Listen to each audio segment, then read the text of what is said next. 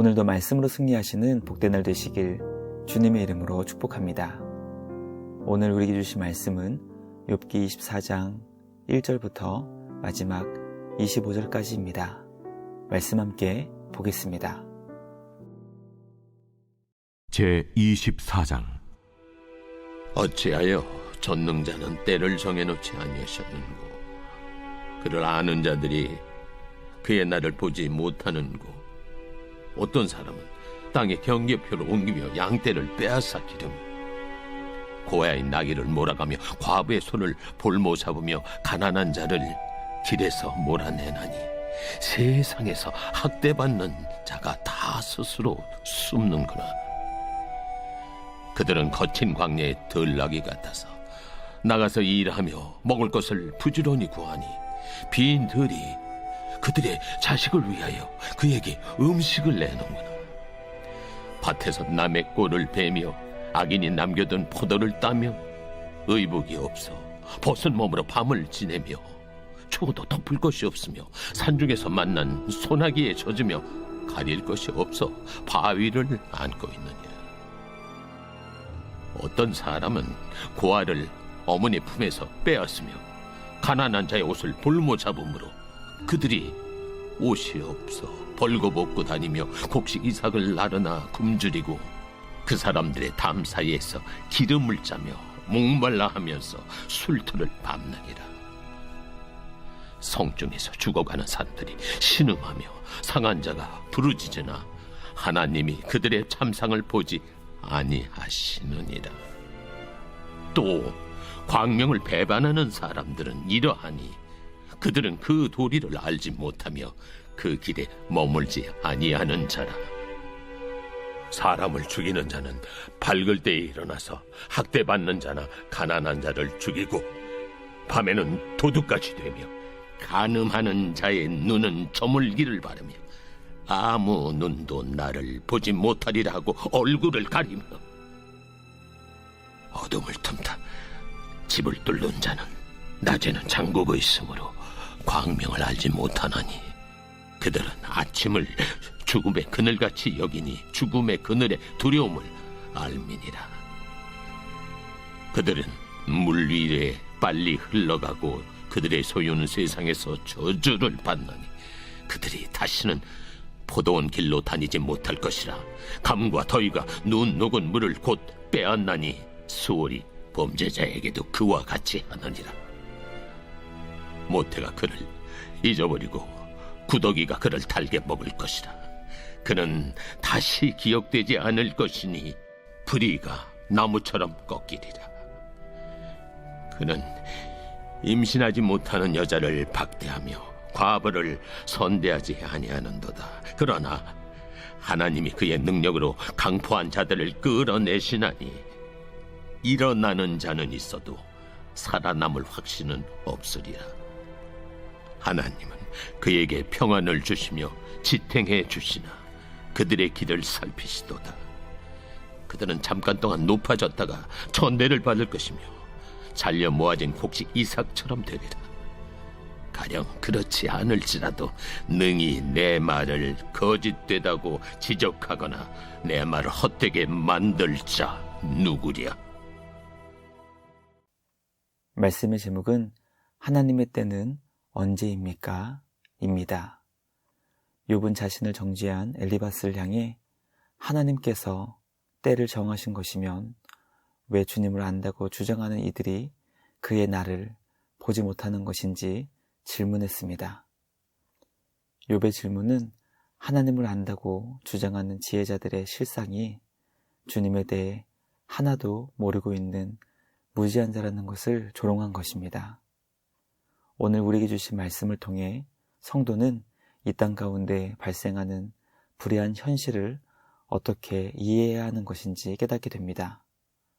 죄악이 가득한 세상 속에서 하나님을 믿고 의지한다는 것은 과연 무엇인지 말씀을 통해 성도가 나아가야 하는 삶에 대해 이해할 수 있는 우리 모두가 되길 주님의 이름으로 간절히 기도합니다. 첫째, 욥은 하나님에 대해 무지했던 친구들의 지혜 없음을 드러내 주었습니다. 참된 지혜를 소유한 자는 자신이 알고 있는 것보다 알지 못하는 것이 비교할 수 없을 만큼 많다는 것을 알기에 겸손한 삶을 살게 됩니다. 욥의 친구들은 하나님을 안다고 주장했습니다.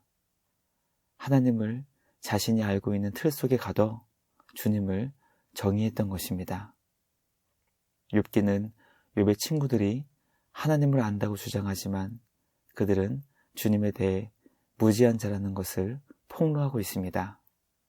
욥의 친구들은 하나님께서 때를 정해 놓으셨다고 주장하며 가르쳤지만 정작 그들은 그 날들을 보지 못했습니다. 지혜를 소유했다고 주장하며 자랑했지만 아무런 유익이 없었던 헛된 주장이었음을 증명한 것입니다. 욥의 친구들의 무지함과 어리석음을 보며 우리를 겸손으로 인도하는 지혜를 소유할 수 있기를 간절히 소망하게 됩니다. 주님이 주시는 참된 지혜를 소유하여 날마다 더욱 온유하며 겸손해질 수 있기를 주님의 이름으로 간절히 기도합니다. 둘째, 욥은 불의한 현실 가운데 있는 자들의 부르짖음을 주님이 외면하신다고 고백했습니다. 욥은 이 땅 가운데 일어나는 불의한 현실을 있는 모습 그대로 고백합니다. 힘을 가진 자들이 약한 자들의 것을 빼앗고 있는 현실을 고발합니다. 자신의 것을 빼앗긴 약자들이 말로 다 할 수 없는 고통 속에 살고 있는 현실에 답답해합니다. 고통 속에 있는 약자들이 죽어가며 신음 속에서 주님을 찾고 부르짖고 있지만 하나님께서는 그 고통을 외면하시고 침묵하신다는 것에 더 괴로워하고 있습니다. 전지하고 전능하신 하나님이 맞다면 왜 하나님께서는 불의한 현실을 바로잡지 않으시고 침묵하시는 것인지 욥은 질문하며 또 질문했습니다. 욥기는 우리에게 우리의 예상과 다르게 일하시는 하나님에 대해 가르쳐주고 있습니다. 우리가 원하는 대로, 바라는 대로 역사하지 않으시는 주님의 절대적인 주권을 가르쳐주고 있습니다. 말씀을 묵상하며 주님의 뜻과 계획 앞에서 순종하는 믿음이 성도에게 얼마나 중요한 것인지 깨닫게 됩니다. 내 뜻과 다르게 역사하시는 주님을 신뢰하며 순종하는 그 복된 믿음으로 자라갈 수 있는 우리 모두가 되길 주님의 이름으로 간절히 기도합니다. 마지막 셋째, 욥은 하나님께서 이 땅 가운데 행하시는 심판을 예상할 수 없다고 고백합니다. 욥의 친구들은 죄인을 향하신 하나님의 강력한 심판을 주장했지만 욥은 그가 범한 죄로 인해 주님께 심판을 받는 것이 아니었습니다. 욥은 하나님께서 악한 자들을 반드시 심판하실 것을 믿고 고백했지만 현실 속에서 그렇게 되지 않을 수도 있다는 것을 함께 고백합니다. 아니, 고백할 수밖에 없었다는 것이 더 맞는 것 같습니다. 우리가 살고 있는 이 세상은 하나님의 절대적인 주권 속에 있기 때문에 하나님의 다스림을 받고 있지만 하나님은 우리가 다 이해할 수 없고 예측할 수 없는 그 예측을 벗어난 분이십니다. 그러므로 하나님의 심판을 우리는 예측하거나 예상할 수 없습니다.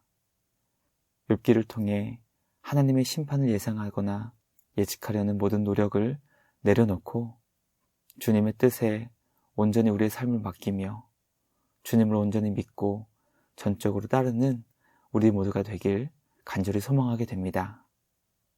오늘도 삶의 자리에서 이루실 주님의 선하심과 인자하심에 감사하며 우리의 삶을 온전히 주님께 맡길 수 있는 우리 모두가 되길 주님의 이름으로 간절히 기도합니다. 묵상을 마치며 함께 기도하겠습니다. 하나님 아버지 감사합니다. 오늘 우리에게 주신 말씀을 통해 측량할 수 없는 하나님에 대해 가르쳐 주시니 감사합니다.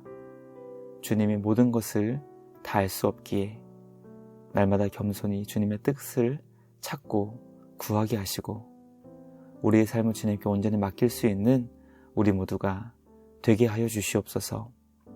날마다 주님을 찾고 구하며 감사로 주님을 예배하는 복된 예배자의 삶을 살아가는 우리 모두가 되게 하여 주시옵소서. 언제나 우리의 삶을 인도하시고 지키시며 보호해 주시는 우리 주님께 감사와 찬양을 드리며 우리를 구원하신 예수님의 이름으로 기도드리옵나이다. 아멘.